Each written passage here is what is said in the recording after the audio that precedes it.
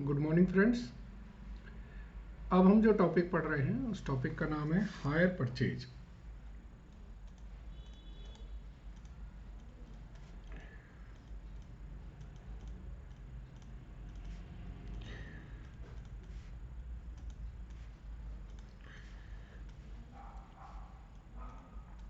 ठीक है, hire purchase, इसी में एक एक्सटेंडेड टॉपिक है, उसका नाम है instalment payment.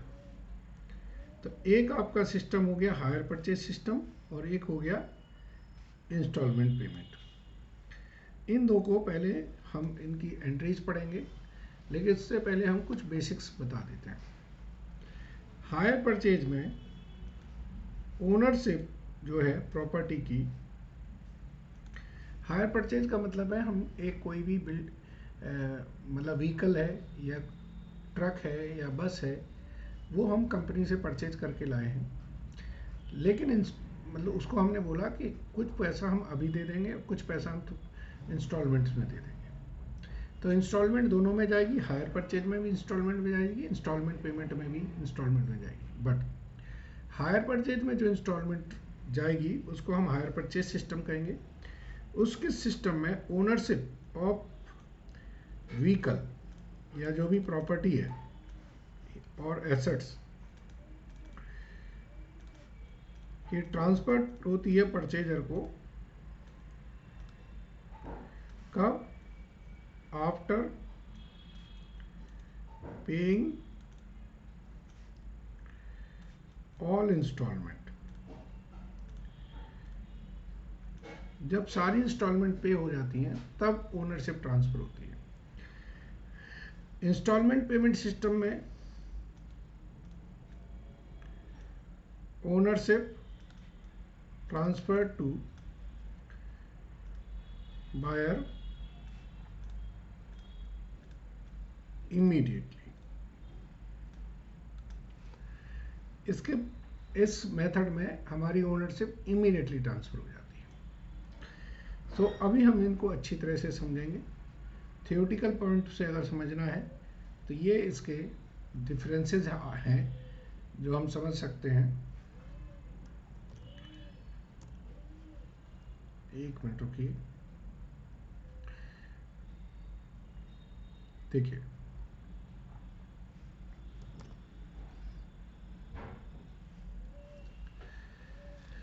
Higher purchase act 1972 act से कवर करता है। इंस्टॉलमेंट पेमेंट जो है sale of goods check cover करता है। ठीक है जी। पासिंग ऑफ टाइटल जो मैं भी समझा रहा था, ये लास्ट पेमेंट पे होती है, ये इमीडिएटली ट्रांसफर होती है। Right to return goods, the hirer may return without further payment except for the accrued instalment. Hirer मतलब जिसने लिया है वो गुड्स रिटर्न कर सकता है पेमेंट ना दे, unless seller defaults goods are not returnable. Seller right to, यहाँ पर देखिए ये बहुत इंपॉर्टेंट है, seller right to repossess, the seller may take possession of the goods if hirer is in default. मतलब अगर आपने कोई भी इंस्टॉलमेंट देने से चूक गए आप, तो जो जिसने आपको ये प्रॉपर्टी या ये बिल्ड एसेट्स बेची है वो आपके घर आएगा और वो आपकी कार उठा के ले जाएगा। लेकिन इंस्टॉलमेंट पेमेंट सिस्टम में वो आपकी गाड़ी नहीं ले जा सकता है, वो आप पर केस कर सकता है। ठीक है ना, ये लिखा है he cannot take possession. तो ये छोटे छोटे से डिफरेंसेस हैं, मैंने बुक्स में ये सारा कवर कर रखा है। अब मैं अकाउंटिंग एंट्रीज देखें कैसे होती हैं उनको समझ लेते हैं। ठीक है जी।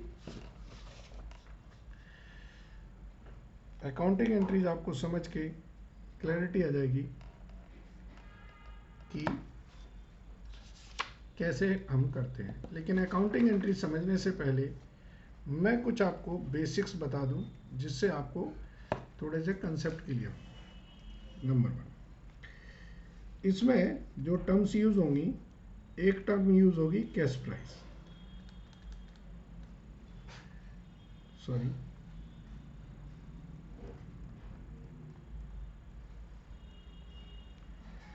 एक टर्म यूज होगी आपकी कैश प्राइस। कैश प्राइस क्या होती है? जो हम ये वो प्राइस है जब हम इंस्टॉलमेंट पे ना लेके इमीडिएटली पेमेंट करके आते हैं।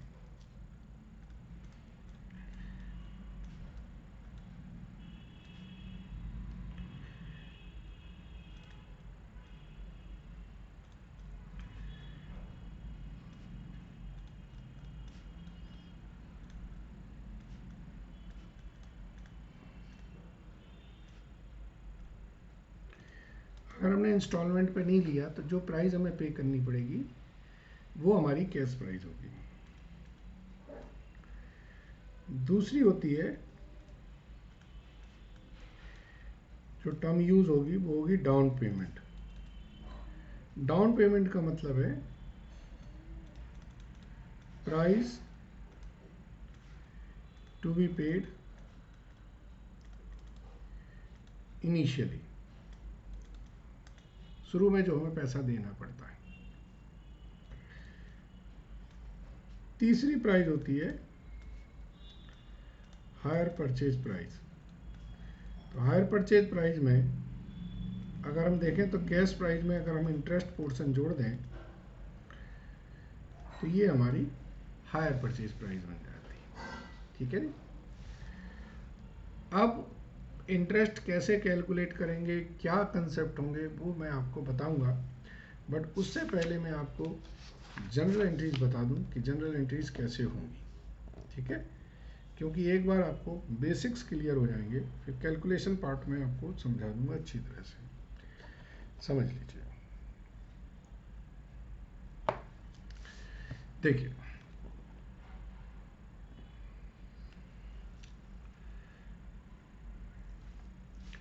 जनरल एंट्रीज में बहुत सिंपल जनरल एंट्रीज हैं। दो बुक्स बनेंगी, मैं दोनों बुक्स एक साथ ही बनाता हूं। एक तो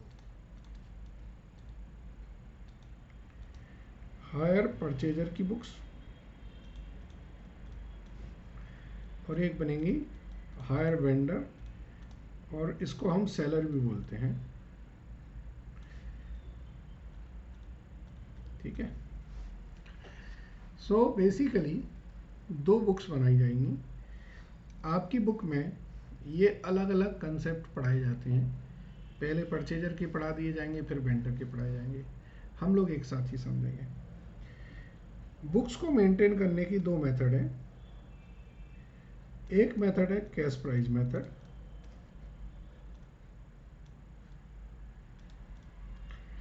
ठीक है।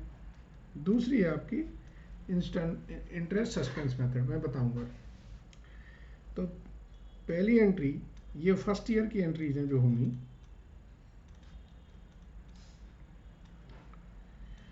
फर्स्ट ईयर में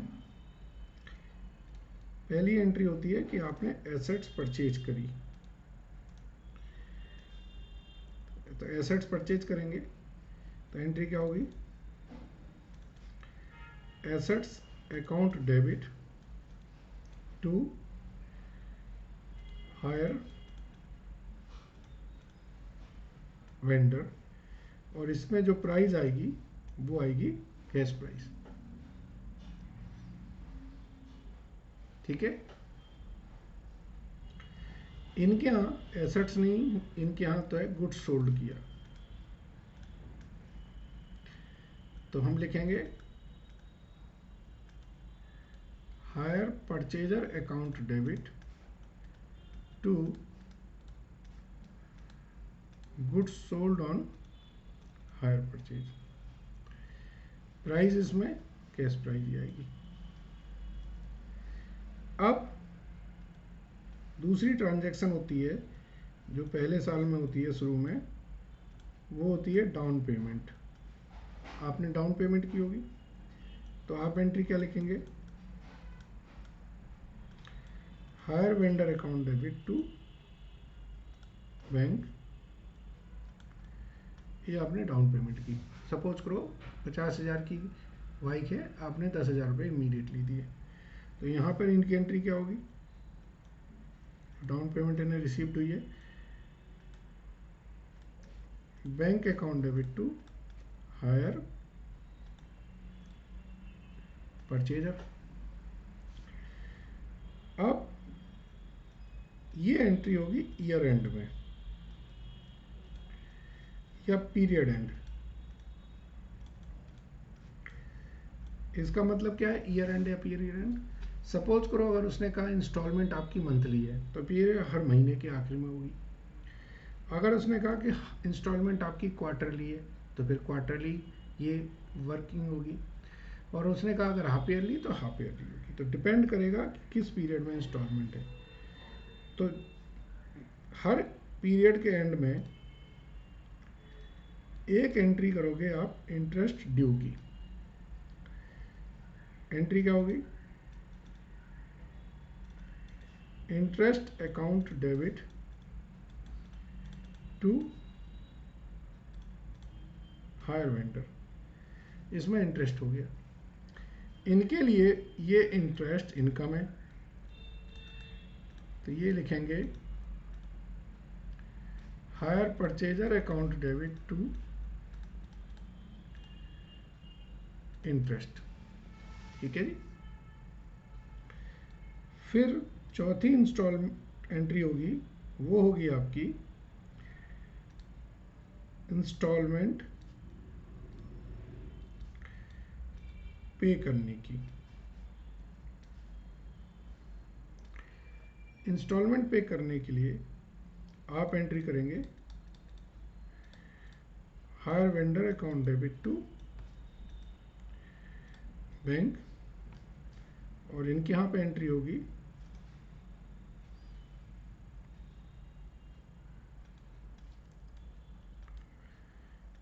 bank account debit to hire purchaser. ठीक है जी, ये एंट्रीज हो गई, ये पहले साल में एंट्रीज हो गई। अब आप जो सब्सिक्वेंट ईयर्स हैं, नहीं अभी पहले साल में और एंट्रीज भी होनी है, ये एंट्रीज चलती रहेंगी। ईयर एंड पर चूंकि आपने एसेट्स लिए तो आप डेप्रिसिएशन चार्ज करेंगे,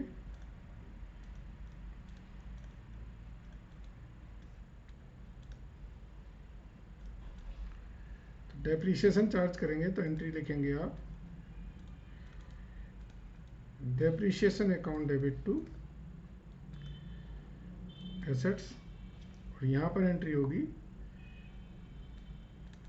नील। क्यों? इसलिए नील होगी क्योंकि एसेट्स तो इसके यहाँ है नहीं, इसके यहाँ तो नॉर्मल गुड्स है।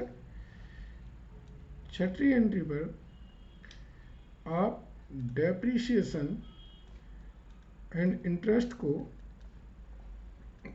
ट्रांसफर कर दोगे P&L में। इसको हम अगर कंसेप्ट वाइज देखें तो ये हम क्लोजिंग एंट्रीज बोलते हैं इनको। ठीक है, तो एंट्री क्या होगी? P&L account debit to depreciation to interest. तो इनके यहाँ पर क्या होगी? ये भी क्लोजिंग एंट्री पास करेंगे, तो इनका इंटरेस्ट मिला था इन्हें, तो ये interest account debit to P&L account कर देंगे। ये पहले साल की एंट्री हो गई है। ठीक है, अब हम बात करते हैं सब्सिक्वेंट ईयर्स में।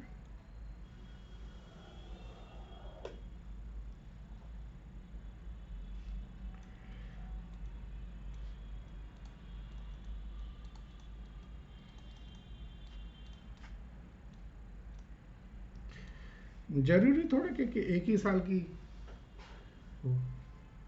तो ये किसकी बुक्स थी? ये हायर परचेजर की बुक्स थी और ये हायर वेंडर की बुक्स थी। सब्सिक्वेंट ईयर्स में एसेट्स खरीदने की एंट्री नहीं होगी और डाउन पेमेंट की एंट्री नहीं होगी। इसके अलावा कौन सी होगी? एक तो इंटरेस्ट ड्यू की एंट्री होगी,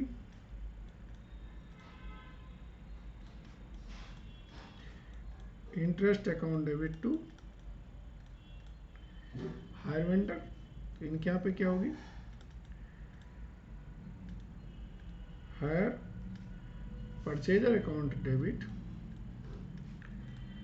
टू इंटरेस्ट। दूसरी एंट्री होगी इंस्टॉलमेंट पे करने की, hire vendor account debit to bank. और इनकी क्या एंट्री होगी? Bank account debit to hire purchaser. और ये एंट्री चलती रहेंगी आपकी कब तक? अगर मान लीजिए मंथली है तो 12 एंट्रीज होंगी, क्वार्टरली है तो 4 होंगी, ऐसे करके साल भर चलती रहेंगी। ईयर एंड पे एक आपकी एंट्री होगी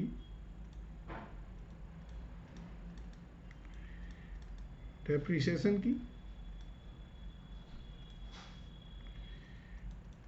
एंट्री क्या होगी?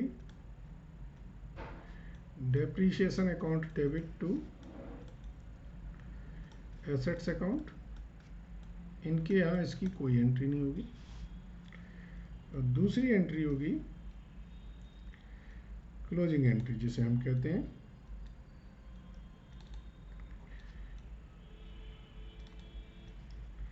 क्लोजिंग एंट्रीज में P&L to date to interest. तो इनके यहाँ पे क्या होगी? Interest to P&L। ये एंट्रीज आपकी सब्सिक्वेंट ईयर्स में चलती रहेंगी जितने साल का ट्रांजैक्शन है। अब अगर आपकी मान लीजिए कोई डिफ़ॉल्ट नहीं होती है तो वो ऐसे ही चलती रहेंगे, और अगर डिफ़ॉल्ट होती है तो फिर डिफ़ॉल्ट होने के केस में फिर वो गुड्स रीपोजेस्ड कर लिया जाएगा। गुड्स रीपोजेशन की एंट्री हम थोड़ी देर में समझेंगे, पहले इसकी सेकंड मेथड को समझ लेते हैं। अभी मैंने कैश प्राइस मेथड समझाई है। अब इसकी जो दूसरी मेथड होती है उस मेथड का नाम है इंटरेस्ट सस्पेंस अकाउंट मेथड। अभी हमने कौन सी मेथड पढ़ी है? Cash price method. सो जैसे मैंने आपको बताया है, ये हमारी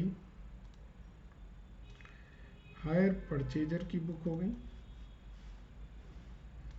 और ये हमारी हायर वेंडर की बुक हो गई। सो फर्स्ट ईयर में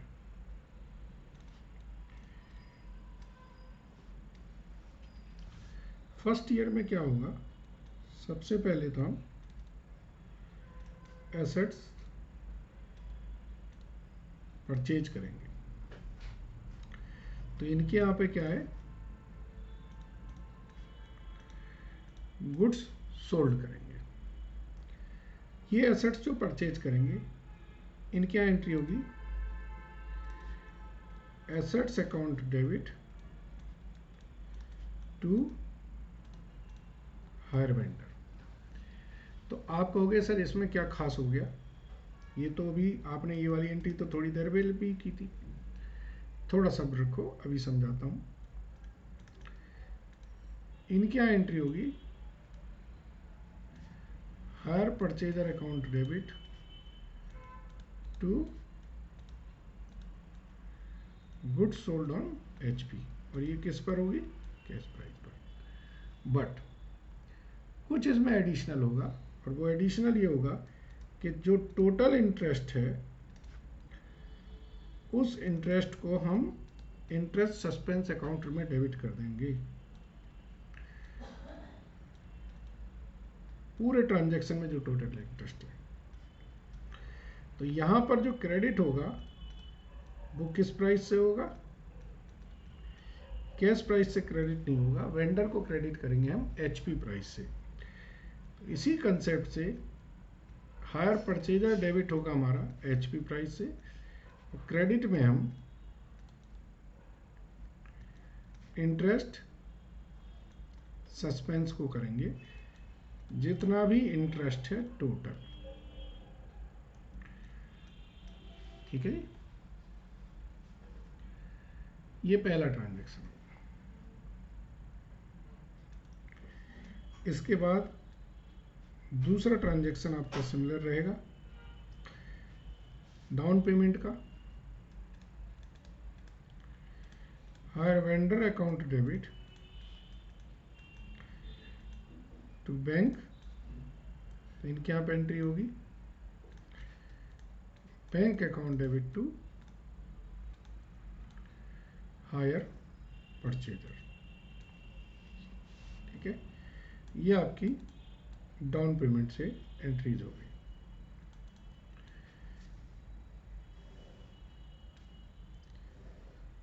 अब इंटरेस्ट ड्यू की बात करें।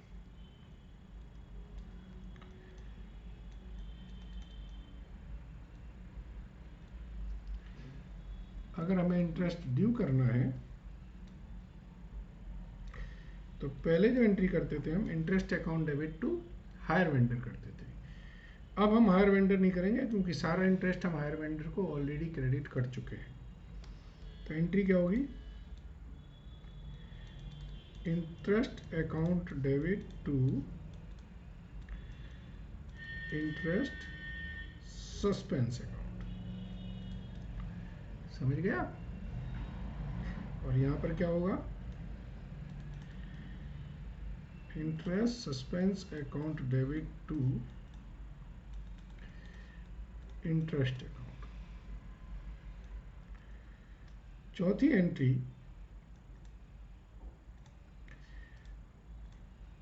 इंस्टॉलमेंट पेड करने की होगी। इंस्टॉलमेंट पेड करने में क्या होगा, जैसे हम नॉर्मली एंट्री करते थे hire vendor account debit to bank, तो यहां पर एंट्री होगी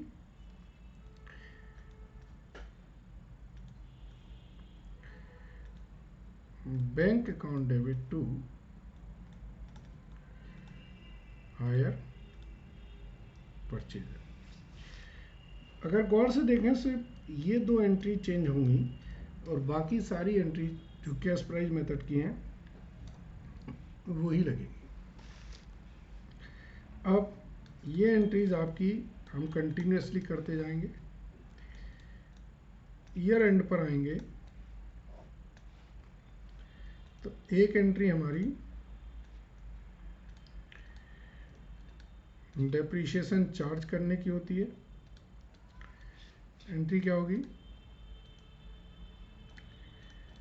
depreciation account debit to assets, जो इनके यहाँ पर नील होगी। और दूसरी हमारी क्लोजिंग एंट्रीज होंगी। क्लोजिंग एंट्री में हम P&L में ट्रांसफ़र कर देते हैं सारे अपने नॉमिनल अकाउंट, डेप्रीशिएशन और इंटरेस्ट। यहाँ पर क्या एंट्री होगी, interest account debit to P&L। ठीक है जी। तो आपने देखा होगा कोई मेजर चेंजेस नहीं है, बस वो एंट्रीज आपकी चेंज है। सब्सिक्वेंट ईयर्स में 3-4 एंट्रीज रिपीट होती रहेंगी।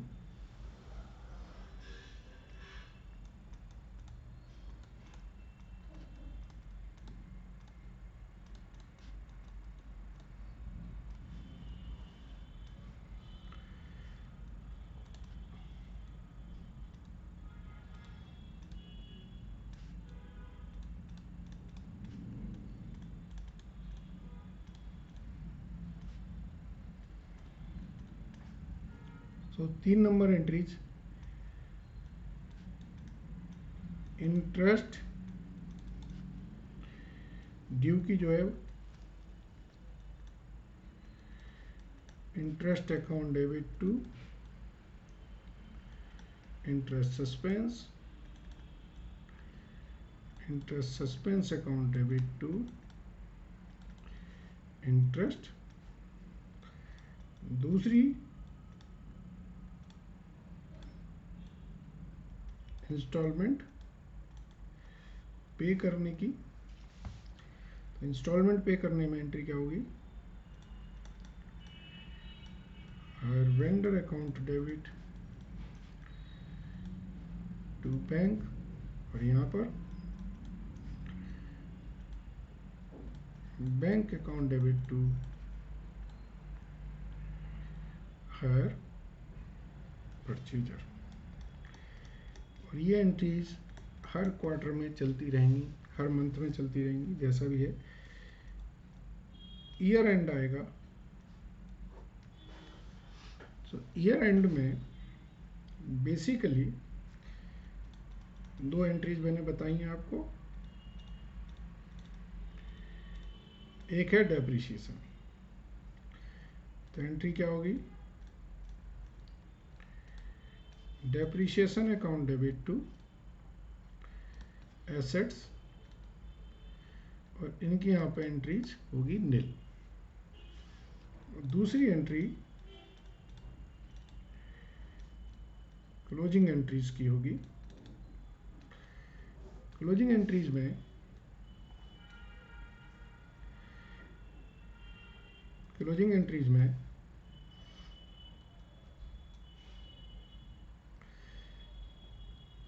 जितनी भी नॉमिनल अकाउंट होते हैं उनको हम P&L में ट्रांसफर कर देते हैं। तो यहाँ पर इंटरेस्ट टू P&L, ठीक है। सब्सिक्वेंट ईयर में सिर्फ आपकी एसेट्स परचेज की एंट्री और डाउन पेमेंट की एंट्रीज नहीं आएंगी, बाकी सारी एंट्रीज जो पहले पढ़ाई हैं वही रिपीट होती रहेंगी, ठीक है। इसके बाद अब इसमें जो कंसेप्ट एक बचता है वो बचता है गुड्स रिपोजेस्ड होने का, ठीक है। तो गुड्स रिपोजेस्ड का जो कंसेप्ट है वो बहुत सिंपल है, बट बस उसकी कैलकुलेशन जब हम करते हैं तब हमें ध्यान देनी पड़ेगी। तो कैलकुलेशन आपको समझ में तब आएगी जब आप इसके क्वेश्चंस करेंगे, बट कंसेप्ट में अभी आपको पढ़ा देता हूँ। अब हम पढ़ रहे हैं कंसेप्ट गुड रिपोजेस्ड। रिपोजेस्ड का मतलब है purchaser defaulted in installment and vendor repossessed the goods, ये होता है। तो अब यहाँ पर 2 सिनेरियो होते हैं, दोनों सिनेरियो में बताता हूँ। अभी हम कंसेप्ट पढ़ रहे हैं, तो ये हायर परचेजर की बुक्स हैं और ये हायर वेंडर की बुक्स हैं, ठीक है जी। यहाँ दो सिनेरियो होते हैं। एक होता है कंप्लीट रीपोजेशन। कंप्लीट रीपोजेशन का मतलब है जितनी भी एसेट्स ले गया है, जितनी भी एसेट्स खरीदी थी, सारी की सारी एसेट्स उसने वापस ले ली। और दूसरा होता है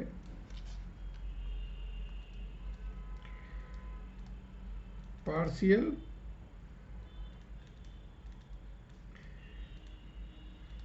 रीपोजेशन। Complete repossession, partial repossession. आप सपोज करिए, आप विजुलाइज करिए, तो आपने क्या है कि सपोज कर लीजिए 3 ट्रक आपने खरीदे और आपने हायर परचेज सिस्टम से खरीदे थे, इंस्टॉलमेंट आपसे डिफॉल्ट हो गई। तो वेंडर के पास राइट है कि वो आए आपके घर पर, तीनों ट्रक या 3 कार या जो भी आपकी हैं, 3 स्कूटी या 3 ऑटो, वो तीनों ऑटो आपके उठा के घर से ले जाए।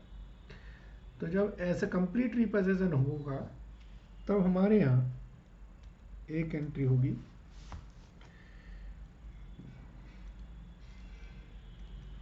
Balance of hire vendor account transfer कर देंगे एसेट्स अकाउंट में। तो एंट्री क्या होगी, hire vendor account debit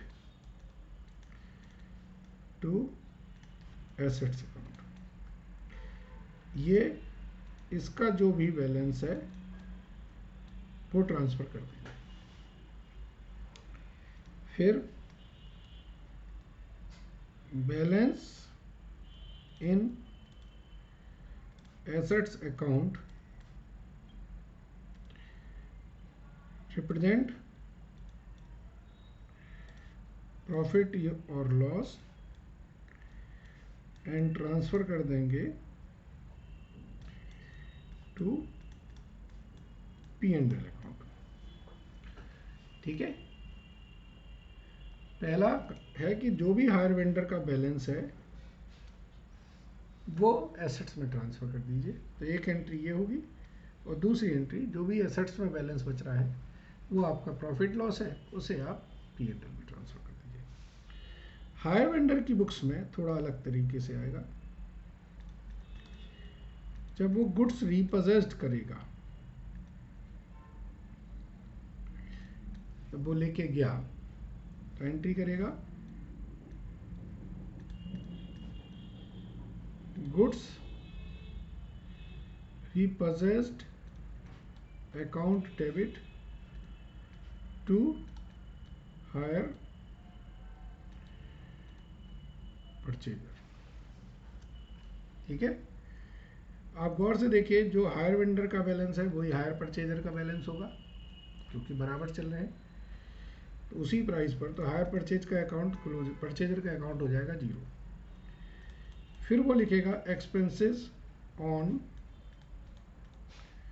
goods रीपोजेस्ड। अब वो आपके यहाँ से लेके आया, सपोज कर लीजिए उसमें कुछ खराबी है, सफाई करानी है, तो वो एंट्री क्या लिखेगा, goods repossessed account debit to bank. तीसरा,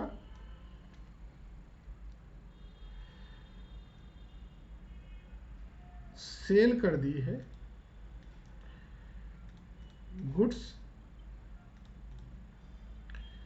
रीपोजेस्ड को, तो एंट्री क्या होगी, या तो आप नगद बेचोगे या आप उधार बेचोगे। तो बैंक और debtor account debit to goods repossessed account. और चौथा, balance in goods repossessed represent profit और लॉस एंड ट्रांसफर कर देंगे हम P&L अकाउंट को। तो हायर परचेजर की बुक्स में जब कंप्लीट रिपोजिशन होगा तो ये होगी, और हायर वेंडर की बुक्स में ये हो गया। हायर वेंडर की बुक्स में एक ही एंट्रीज होगी, चाहे कंप्लीट रिपोजिशन हो चाहे पार्शियल रिपोजिशन हो। अब हम पार्शियल रिपोजिशन की बात करते हैं, ये बहुत इंपॉर्टेंट है, एग्जाम के हिसाब से ध्यान दीजिएगा। पार्शियल रिपोजिशन में सपोज कर लीजिए 3 ऑटो हैं, हमने परचेज किए थे।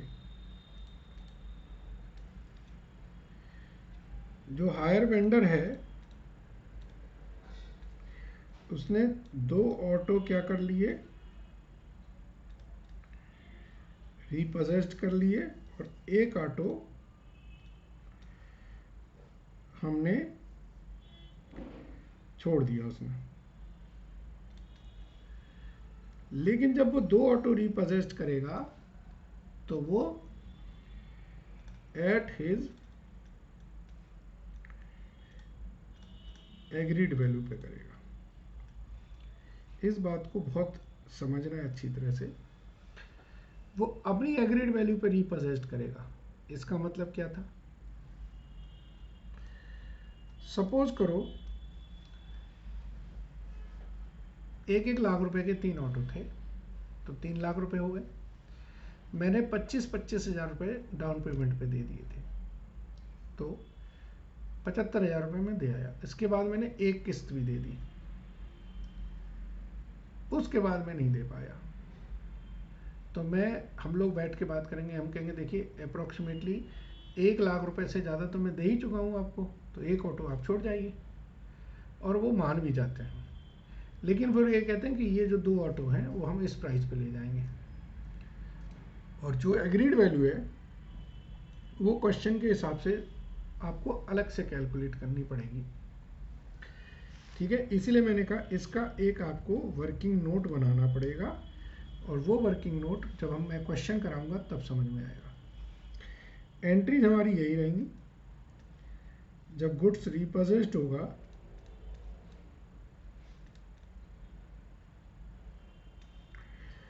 तो पहले हमने हायर वेंडर को अकाउंट को पूरा ट्रांसफर कर दिया था। अब ये वैल्यू होगी कौन सी, जिस वैल्यू पे हमने एग्री किया है उस वैल्यू पे ये एंट्री होगी, एग्रीड वैल्यू। सो जो लॉस ऑन गुड्स रिपोजिशन है उसकी एंट्री होगी P&L account debit to assets. अब ये कैसे निकलेगा, written down value of goods repossessed में से हम जो एग्रीड वैल्यू है वो माइनस कर देंगे, तो ये हमारी लॉस निकल आएगी। आप समझिए इस चीज को। सपोज करिए मेरे ऑटो की रिटन डाउन वैल्यू थी 2 ऑटो की 1,80,000, लेकिन वो कह रहा मैं 1,80 पे नहीं ले जाऊंगा, मैं 1.5 लाख पे ले जाऊंगा, तो यहाँ पे 1.5 लाख दे रहा है, तो 30,000 रुपया ये हमारी लॉस हो जाएगी। कंप्लीट रिपोजिशन हो या ये हो, इनके यहाँ सेम एंट्रीज होती हैं ऑन पार्शियल रिपोजिशन, इनको कोई फर्क नहीं पड़ता है। ठीक है, सो बेसिकली पार्शियल रिपोजिशन में हमारा क्या हुआ कि हमने एक वैल्यू एग्री करी और उस वैल्यू पर हमने गुड्स को छोड़ दिया। हमने कहा ठीक है आप ले जाओ, एक छोड़ जाओ। जब भी पार्शियल रिपोजिशन होगा तो कोई ना कोई एसेट्स वो छोड़ के जाएगा। कंप्लीट रिपोजिशन में हमारे पास कोई राइट नहीं बचता, उसने जो ले जाना है ले जाएगा। ठीक है जी। तो ये एक मैंने बेसिक कंसेप्ट पढ़ा है। अभी हम अगले सेशन में हम इसमें इंटरेस्ट कैलकुलेशंस और कुछ क्वेश्चंस भी करेंगे। ठीक है, थैंक यू वेरी मच।